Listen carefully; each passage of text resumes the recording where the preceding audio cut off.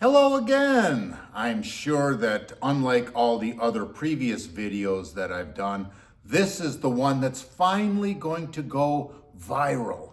It'll be passed around the internet. People will marvel at my words of insight. And unlike the previous ones, we will might exceed 10, 12 views. But I'm glad that you're one of the people who's viewing this one today. I'm wondering why. I go on the internet, Facebook, for example, and I see different videos that I can view that have like hundreds of thousands of views. And then a friend who's a pastor or someone else who's related to a church will send out a video and it will get so very few views. Well, we could come up with a lot of answers to that question. But I think one of them that I'm really thinking about quite a bit these days has to do with the way we talk about God. As a matter of fact, I often say in most churches, God goes without saying.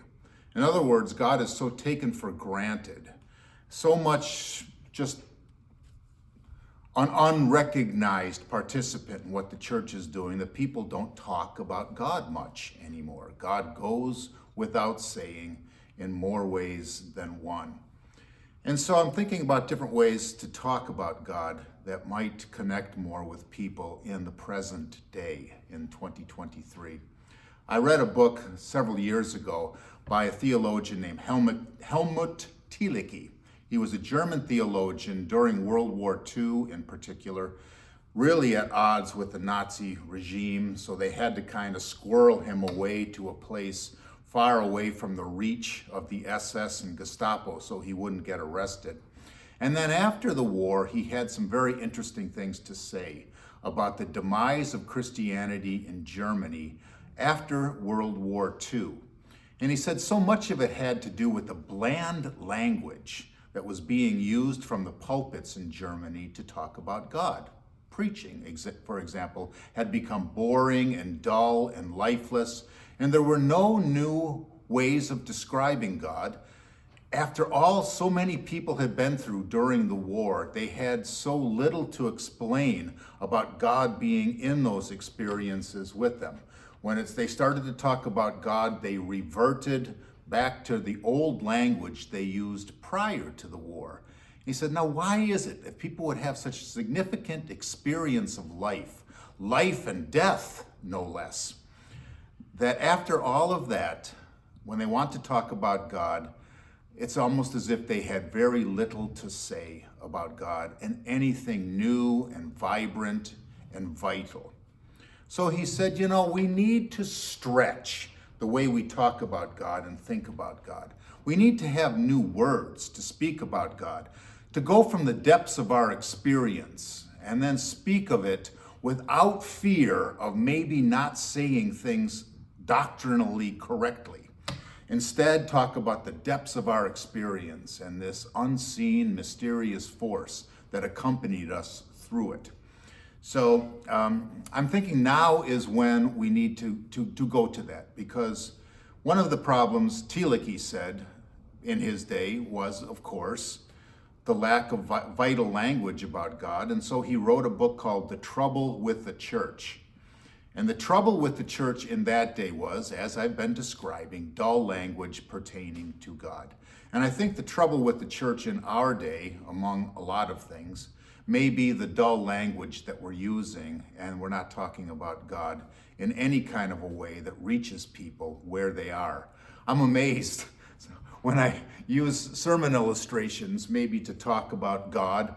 Yesterday, or the other day on Sunday, I talked about God as the hound of heaven, a dog. It seemed as though that connected with people in ways that doctrinal language doesn't. One time I talked about God like a bird. People like that one as well. People want new language for God. And I think that's what the challenge of the church is now in our day, in mine in ministry. Well, anyhow, back about 10 years ago or so, maybe a little bit longer, a book came out that was very popular. I think it reached the bestseller in Christian books, probably New York Times best-selling list too. It was a very popular book called Love Wins. And it was written by a man named Rob Bell, who had been a pastor, and he started preaching things that rubbed some people, the old-fashioned people who liked the language to be only a certain way, rubbed them the wrong way. And so they started to call him a heretic. How dare you talk about God in this way and about the Christian faith in this way? Love wins. Basically, God is loving, not wrathful, that God has a purpose for people, and that heaven is not just reserved for a select few, but God loves, and that it's open to so many more people than we can imagine. Well, they were calling him a heretic. How dare you talk about God this way? And it was really quite a thing in the news among evangelical Christians at the time.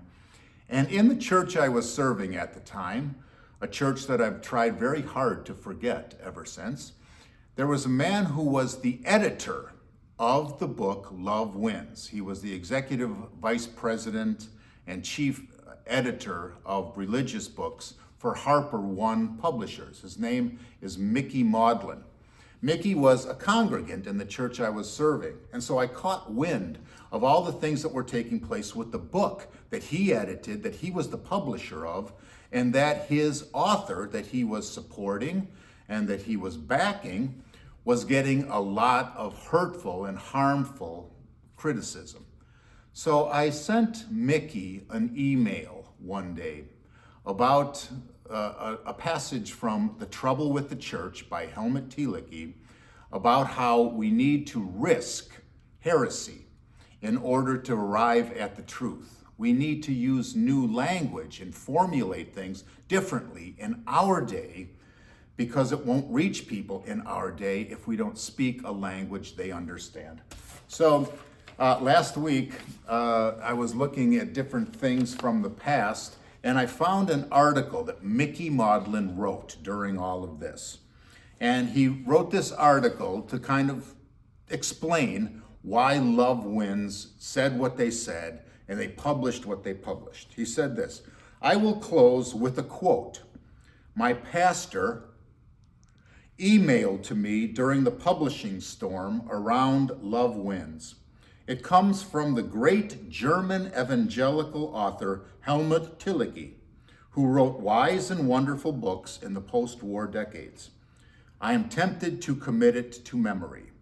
And this is the quote that I sent him from Helmut Thielicke.